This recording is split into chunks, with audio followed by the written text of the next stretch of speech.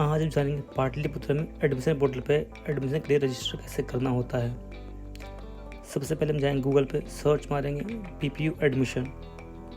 तो जो पहला लिंक रहेगा एडमिशन 2025 पाटलिपुत्र यूनिवर्सिटी, उस पर क्लिक करना है। एक पेज खुल जाएगा, पोर्ट कुछ इस तरह दिख रहा होगा। पोर्टल कुछ इस तरह दिखता है, examination form portal, admission portal और application login, college login, forget password, online application for UG admission. यही एक ऑप्शन जो सेलेक्ट करना है। BA, BCom, BSc मेजर के लिए एडमिशन रजिस्ट्रेशन होता है। पहले हम नोटिस पढ़ेंगे, डेट वगैरह कैसे कब है।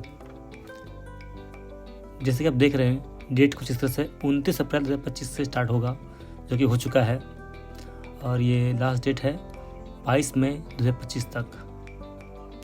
उसमें कुछ करेक्शन या चेंज करना हो उसके लिए 23 मई से 24 मई तक फिर से डेट दिया जाएगा। और जो फर्स्ट मेरिट लिस्ट है वो 28 मई 2025 को आएगा, एडमिशन स्टार्ट हो जाएगा। उसी तरह सेकेंड मेरिट स्टार्ट होगा 9 जून। उसी तरह सेकेंड मेरिट का एडमिशन स्टार्ट होगा 9 जून 2025 से। उसी तरह थर्ड मेरिट, फोर्थ मेरिट और फोर्थ मेरिट तक आएगा।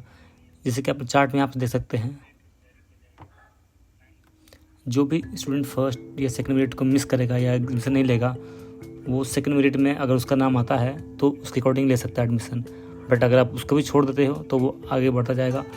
ऑनलाइन एडमिशन का फीस कुछ इस तरह है, 600 रुपये है BC1, BC2, जनरल, EWS वगैरह के लिए।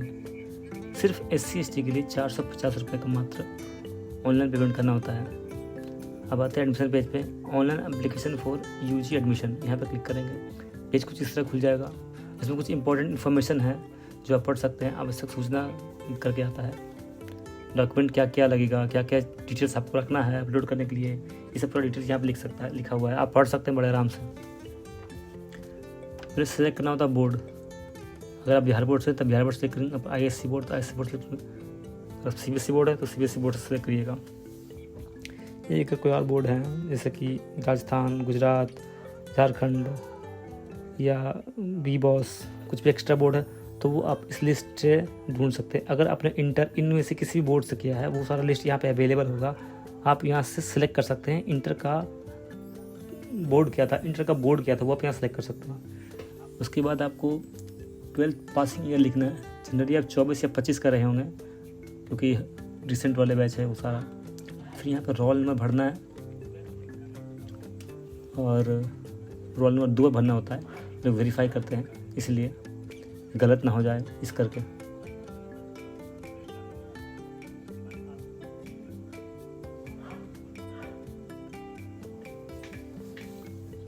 यहाँ आप अपना रोल नंबर डालिए।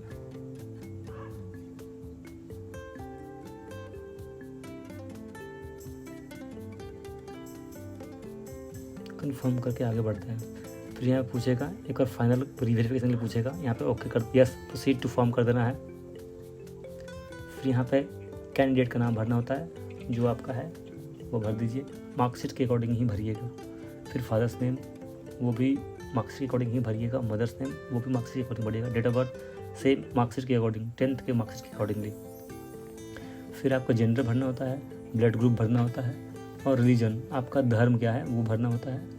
फिर category SC ST, general, EBC, BC क्या आता है वो आपको यहाँ लिस्ट में अवेलेबल रहेगा। आपको एक कोई सिलेक्ट करना है जो आप हैं। फिर यहाँ पे सब कैटेगरी में सिलेक्ट करना है। अगर आप विजुअली इम्पेयर्ड है या देख नहीं पाते तो कुछ तभी जनरली नॉट अप्लीकेबल होता है। अगर आप मिनोरिटी से बिलोंग करते हैं तो यहाँ पे यस करना होगा। और यहाँ पे आपको स्टेट भरना है, आपका स्टेट क्या है। अगर आपका स्टेट बिहार है तो बिहार सेलेक्ट करें, और बिहार नहीं है तो अदर्स लिस्ट यहाँ पे रहेगा, आप यहाँ से भर सकते हैं। अगर आपके पास रेसिडेंशियल सर्टिफिकेट है तो आप यहाँ भर सकते हैं, वैसे वो कंपलसरी नहीं है। पर आधार कार्ड भरना ज़रूरी है, वो आपको भरना ही पड़ेगा। आधार कार्ड भरने के बाद NAD नंबर पूछता है, वो भी कंपलसरी नहीं है। अगर आपके पास है तो भर सकते हैं, अगर नहीं है तो आप उसे स्किप कर सकते हैं। वैसे ही अपार ID, अगर आपके पास अपार ID है तो आप भर सकते हैं, अगर नहीं है तो आप उसे इग्नोर करके आगे बढ़ सकते हैं। ये जो भी जानकारी मैं भर रहा हूँ ये किसी का नहीं है, ये एक रैंडम इन्फॉर्मेशन है, तो ऐसा कुछ यूज़ नहीं कर सकते हैं आप। फिर आता है कॉन्टैक्ट डिटेल्स। कॉन्टैक्ट डिटेल्स में आपको भरना है स्टेट और फिर डिस्ट्रिक्ट, आपका डिस्ट्रिक्ट क्या है, उसके बाद आपको एड्रेस भरना है। अगर आपको परमानेंट एड्रेस और कॉरेस्पॉन्डेंस एड्रेस दोनों सेम है तो वहाँ पे copy if as permanent address. अगर आपको परमानेंट एड्रेस और कॉरेस्पॉन्डेंस एड्रेस सेम है तो कॉपी इट सीम।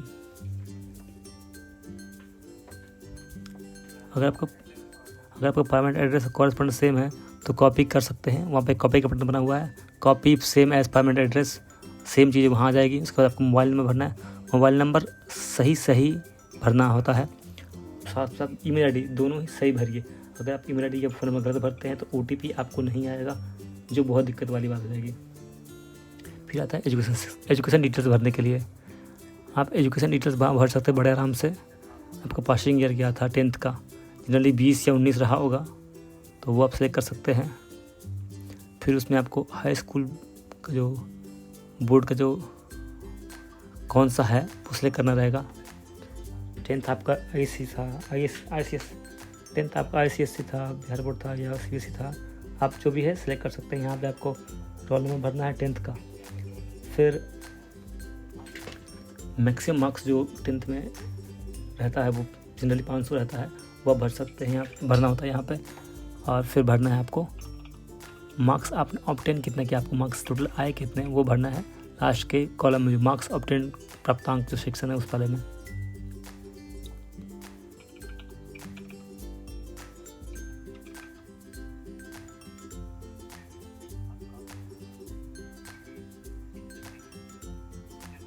फिर आपको भरना है इंटर का डिटेल्स, उसमें फुल मार्क्स कितने थे और आपको आए कितने थे वो भरना होता है।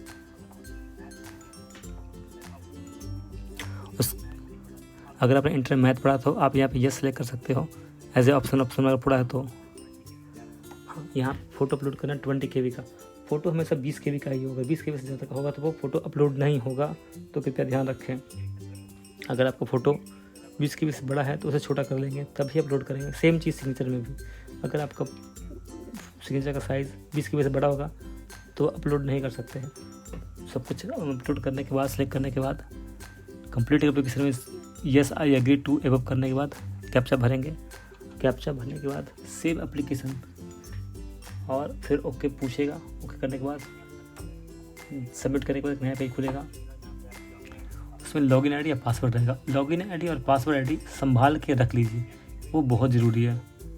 और वो आपके मैसेज या व्हाट्सएप में भी, मेल पे भी गया रहेगा, बट फिर भी आप उसे रख लीजिए। उसके बाद आप प्रोफाइल सेक्शन में जाके अपना प्रोफाइल में नाम वगैरह अपडेट करना चाहे तो अपडेट कर सकते हैं। नाम, पापा का नाम, मम्मी का नाम, डेट ऑफ बर्थ वगैरह चेंज करना चाहे चेंज कर सकते हैं। फिर डॉक्यूमेंट अपलोड सेक्शन में हम लोग जाएंगे और डॉक्यूमेंट अपलोड करेंगे। फ़ोटो हमने ऑलरेडी अपलोड कर दिया था, फ़ोटो सिग्नेचर। तो अब हाई स्कूल का मार्कशीट, इंटरमीडिएट का मार्कशीट, माइग्रेशन अगर है आपके पास तो फिर माइग्रेशन का जो डिटेल्स है जैसे नंबर और डेट वो भरना बहुत ज़रूरी है अगर आप माइग्रेशन अपलोड कर रहे हैं तो। फिर आता है कैटेगरी, अगर आप SC ST या किसी कैटेगरी से बिलोंग करते हैं तो भरना ज़रूरी है। EWS अगर आपके पास है तो अपलोड कर दीजिए। कैटेगरी सर्टिफिकेट जरूर अपलोड करें। अपलोड फाइल सेंड कंटिन्यू करिएगा तो आपको आएगा एक नया सेक्शन जहाँ पर रहेगा इंटरमीडिएट का स्ट्रीम सिलेक्शन का पेज। अगर आपका आर्ट्स था तो आप आर्ट्स सेलेक्ट करें, कॉमर्स तो कॉमर्स, साइंस तो साइंस। अगर आप वोकेशनल से थे तो वोकेशनल सेलेक्ट करिएगा। मैं साइंस सेलेक्ट करता हूँ, ज़्यादातर लोग साइंस से होते हैं। साइंस में स्टूडेंट आर्ट्स, कॉमर्स, साइंस किसी भी स्ट्रीम, किसी फैकल्टी में एडमिशन ले सकते हैं। एक बार आपने सेलेक्ट कर लिया उसके बाद आपको यहाँ सब्जेक्ट वाइज सेलेक्ट करना है, किस सब्जेक्ट में कितना मार्क्स आया था। हर एक सब्जेक्ट का मार्कशीट से देख कर अपलोड करिए, ये गलत अपलोड ना करें अन्यथा आपका एडमिशन कैंसिल भी हो सकता है।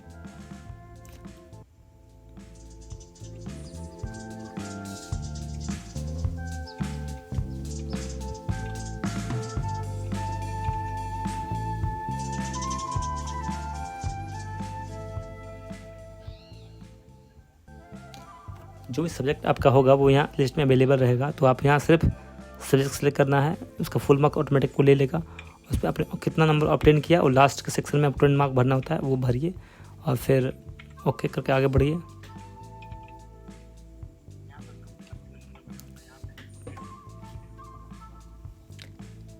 भरने के बाद सेव एंड कंटिन्यू करना है।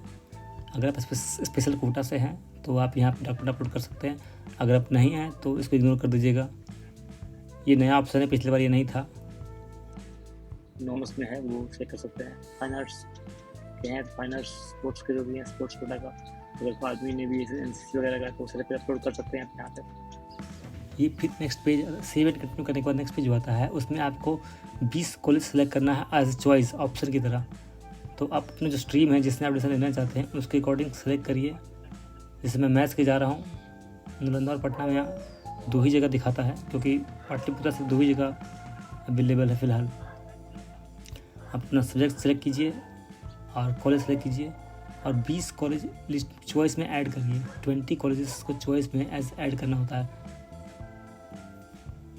अब मैं 20 कॉलेज जल्दी जल्दी ऐड कर ले रहा हूँ।